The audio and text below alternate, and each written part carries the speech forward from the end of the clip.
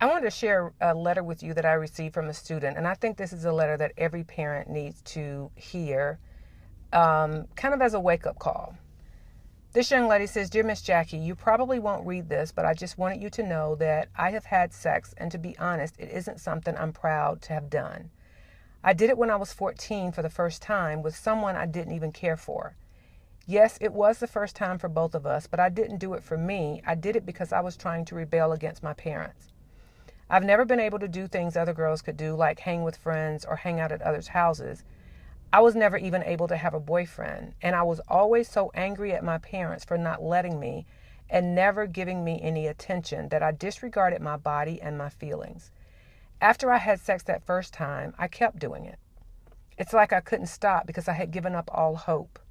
I would sneak out to hang with friends, to party, and to have sex. I've had 10 different sexual partners since then. I had 2 miscarriages before my parents ever found out.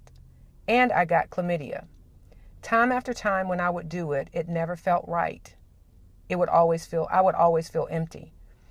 I've not done it for over a year now, but I still want to do it just to spite my parents. I'm 17 years old with no freedom to do whatsoever. After hearing you talk, I know now more than ever that it is not the right time for me to have sex. Thank you for coming and speaking to us and reaching out to me." Wow, how sad is that? That you have a young lady who started having sex at 14, feels empty after the sex is over, but continues to do it, and her sole reason is just to spite her parents. Wow.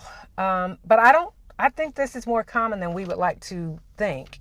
One of the students told me in class, she told me a similar story about her parents being so tight and so strict, and it caused her to rebel. She said, "Have parents not heard the saying that says the tighter that you hold a bar of soap, the farther it will project?" And I think what parents don't get is that I understand having rules and boundaries, and I think they're necessary. But if you have those rules without a relationship, that causes rebellion, just like it did with this young lady. And an indication that there probably wasn't a relationship was that one of the reasons she said she had sex was because they weren't showing her any attention. So you can't have all these rules but not have a relationship. But let me tell you, the flip side of that is also a problem. Because if you have a relationship and you don't have rules, that causes promiscuity. Positive parenting is when you have rules along with the relationship, where your kids understand why you're telling them they can't do something, and it's not just a blanket because I said so. I just think we've got to move to the middle of this positive parenting if we want to get good results from our kids' behavior.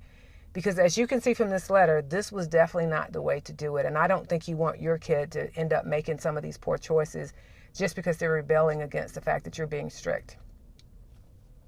Until next time.